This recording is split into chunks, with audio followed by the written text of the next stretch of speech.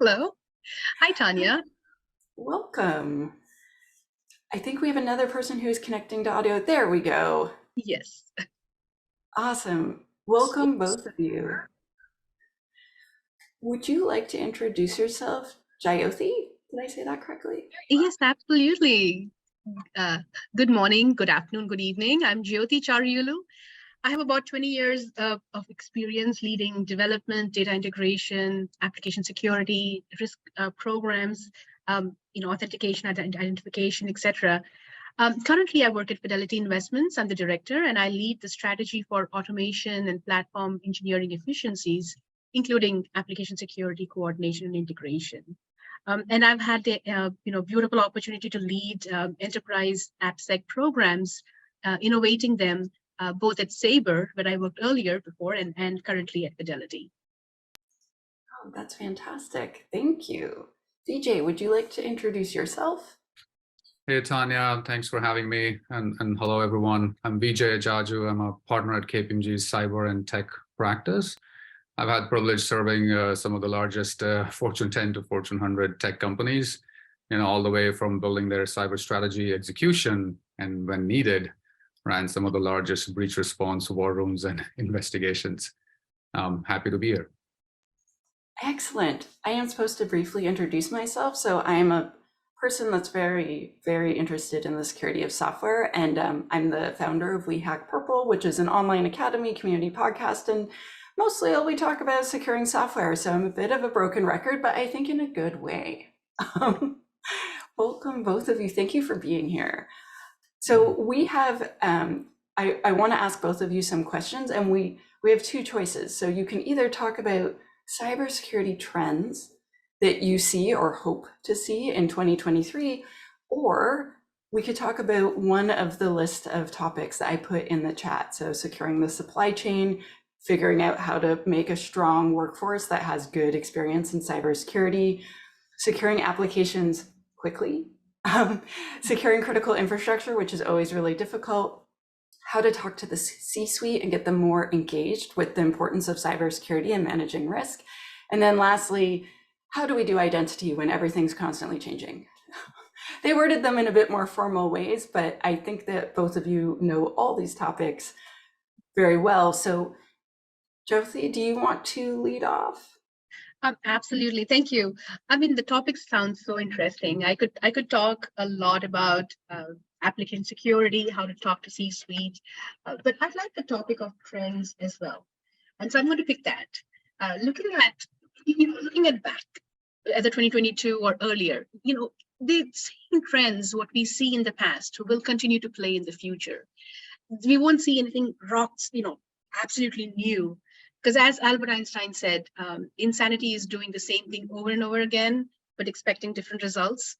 So unless we fundamentally change, we will continue to see the similar trends as previous years. Like some of the past trends in cybersecurity, crypto mining was a top threat. I think that's going to be a top threat in the future as well. Phishing, another huge trend. I don't see it going anywhere. Ransomware, for example. And then similarly, other top threats like insider threat, right? That's huge. Malware automation, social engineering, phishing, data breaches. That's huge because data breaches can be very expensive. Cloud computing risks, IoT. And then there's also one big, very fundamental problem that exists is a very large skills gap in cybersecurity. People sometimes don't understand what's entailed and how can we solve these problems. But there's also some good news because we do see companies adopting more secure practices, as related to maybe, MFA or authentication authorization and running more phishing campaigns, increasing internal education, etc., and then automating your pipelines or looking at how you can look at securing your code, application security code. But then for 2023, when I was looking into it, a few key trends do come up to the surface. So one is you've seen AI, right? I mean, look at the popularity of ChatGPT. I'm sure a lot of people have talked about ChatGPT, so I'll sound like a broken record if I talk about that as well. But since it was released in November 2022, huge, and the implication is huge. So AI and use of deep fakes, I believe, is going to be a top trend in 2022. Because, AI, like hackers use AI and machine learning, they could use it to target enterprises. Well, we have pen testers, and we have, our security professional also using AI. They could use it for root cause analysis or security analysis. You're looking at patterns, creating roadmaps based on these patterns and indicators of compromise. But we have to be really, really careful because, for example, data poisoning, the same training data set that's used by our security teams could be used in poison and contaminated. And then, the learning algorithms, they are shaped by the training data sets. So poisoning could effectively reprogram even these algorithms. Similarly, deep fake data. You have so many elections to be planned in 2023. So how do you know, what is true, what's fake? Because we again depend on the corpus of knowledge for AI. So what if these bad guys go into that corpus of knowledge and then they corrupt that? So, and then that's what happens, whether it's deep fake or it's the environment to test out the AI. Another top trend I would see also is IoT and cloud security. Because think of IoT as a computer, right? I mean, your car could be your own computer, your refrigerator could be your computer. But the thing is, it runs again on application code. And even cloud security, the more devices you connect to a network, you're opening up. It's just like your own house. You're opening up more windows and more doors for an attacker to get into our systems. So that's, again, something that we should really, really look into. And a third trend that was not there so much in the past was working from home. With the COVID pandemic, we've had a lot of work from home situations. So we do need to secure devices, look at, creating networks with non-secure devices could unwittingly have, employees fall prey to phishing attacks. So that's, again, something very critical. So what's solution for all this? So I would say, again, the similar solution that you had earlier could also be applied. So the number one I would say is you have to triage. You cannot boil your ocean. Like if you have 10,000 applications or you have 10 applications, you have 6,000 applications. If you put the same kind of controls around these, you're going to get fatigue from decision making, and then it's going to be from a risk assessment perspective as well. What's your threat landscape look like? Is this really threat, or is it really a threat, or it's not? For a kitchen menu application, may not pose that much of a threat. But depending on where it is in the network, it might be risky as well, because if it's public facing, that might open up your, APIs or the application to the internet. So number one would be, again, from a solution perspective, to triage and to strategize and look at what are your public facing APIs, applications, and then you build a framework that utilizes security around, your application data that's internet facing, your sensitive data, your access, your code, etc. And I would say that you have to build, digitize your platforms. And that's where platform engineering frameworks are key. And I really emphasize on that because platform engineering frameworks integrate with long-term sustainability, long-term scalability, and then they build in stability and security. So it's literally that communication that used to not occur between development. My team is developing something, and oh my God, I hate those security teams because they slow me down. They don't let me release it as often to production. So that when you build an integrated framework that's based on platform engineering concepts, you bring in all the different types of either businesses or applications that all talk to each other. So that's key to really scale it across organizations, because you'll go back and take a look at your CI/CD pipeline and then say, okay, which are the different integrations that happen with these pipelines? And then you would, again, investigate that, but then you would again document it and automate it. So that's important. And again, you would look at it's a microservices architecture, and then looking at metrics is another key item as well. So when you look at the CI/CD pipeline, how do you shift left? Would be how do you put preventative controls in your code repository, not an application level, but you really move the repo back for early identification and automate. So that's how, you focus on automation using data and chatbots and use AI, so we can also go back and take a look at or malicious activity is tracked automatically. All the integrations are tracked automatically, and then you build a DevSecOps culture. I think that's really key. Because when you build a DevSecOps culture, it's not a gap between the development and the operations or the security teams. It's pretty much security becomes invisible because you're integrating security, you're having it built in, and everyone is looking out for security of the code. It's not just some governance gate at the end of the pipeline. It's not some security professional. If I'm a developer or I'm a business leader or I'm a board member, security is my job. So you would reduce the reliance on the separation of duties, and you become more of a generalist, whether you're a board member or whether you're a developer or you're a QA tester. Everyone is looking out. And then also when you have built-in security, it's just automatic, right? You don't think about security. It's not an afterthought. It happens, it's integrated within that.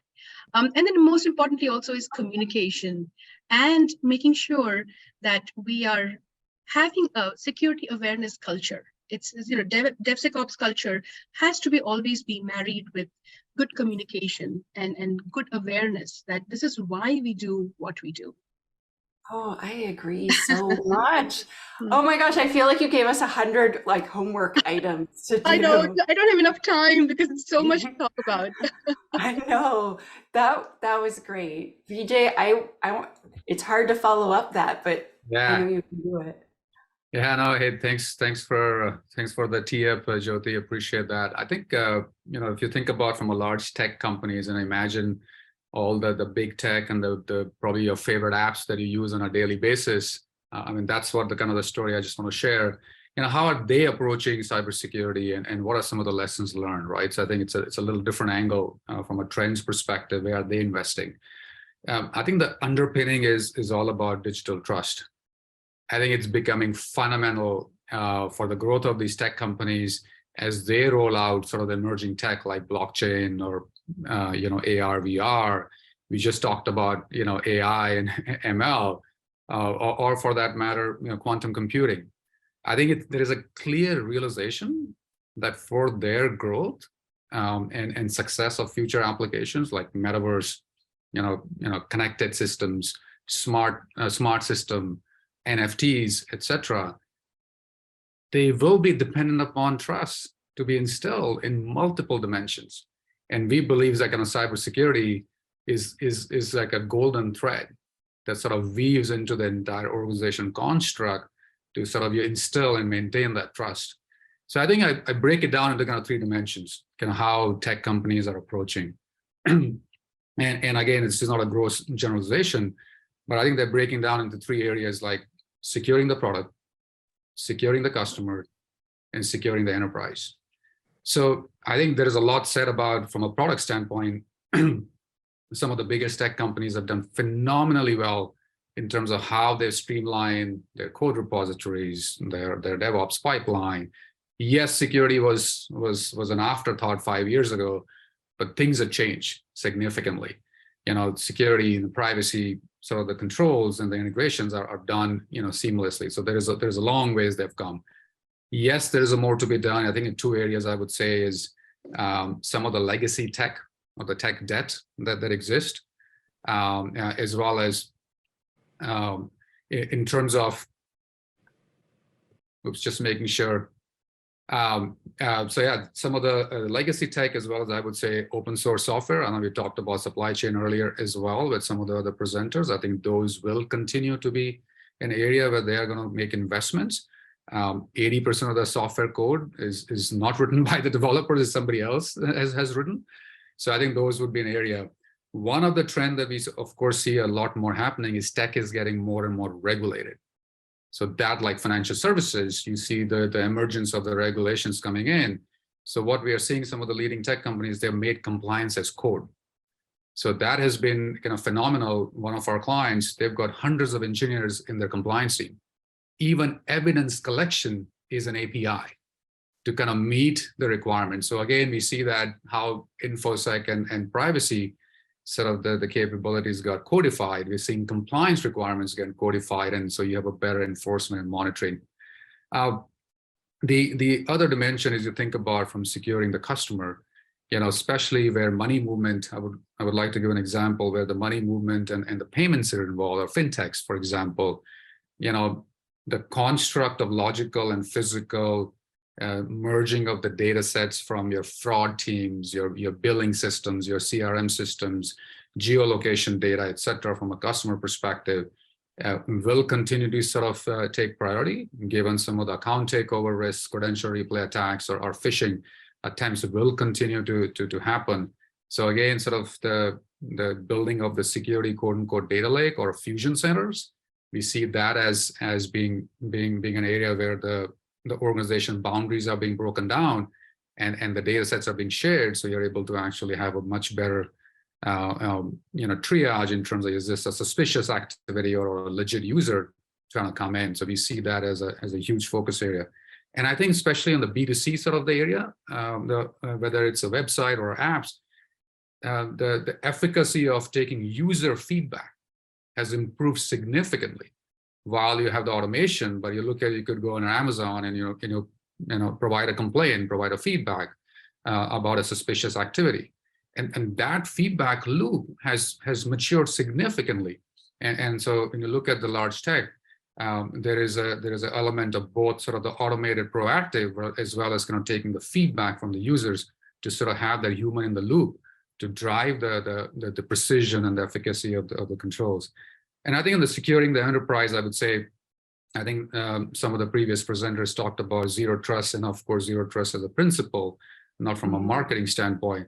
But I think we are seeing sort of the identity and access management sort of 3.0 or 3.5 version from a generation standpoint, and really much more focused, given that phishing continues to be an issue, social engineering, et cetera. Still a emphasis on access management, leveraging zero trust principles, given the fact M&A activities happening, some of the legacy tech debt exists. So organizations trying to get our arms around, and even the third parties, your kind of the supplier ecosystem. So I mean, I think overall, those are the three dimensions we see like the tech companies kind of approach their security strategy. But I think what it means for our security practitioners is, how do we change ourselves? How do we innovate? We cannot be sort of leverage defense in depth in terms of, hey, layer down more security tools. You can lead up to fatigue. So as a security practitioner, security leaders, we got to change and innovate. And I would say from a tech company standpoint, the CISOs are already in the boardroom. They already have sort of the eyes and ears of the CEO. And I think they're no longer about just prevent and detect. They're sort of the business enablers and really leading the charge in terms of preserving trust with their stakeholders. It's good. I want all the things you said to come true, except the bad things, obviously. But I mean, I feel like both of you made such great points, and I could keep you on for another hour, but I'm not allowed. So thank you both so much for your amazing comments and predictions. I really appreciate you taking the time to be on this stream with me. Yeah, thank you for having me. Thank you so much. Appreciate that.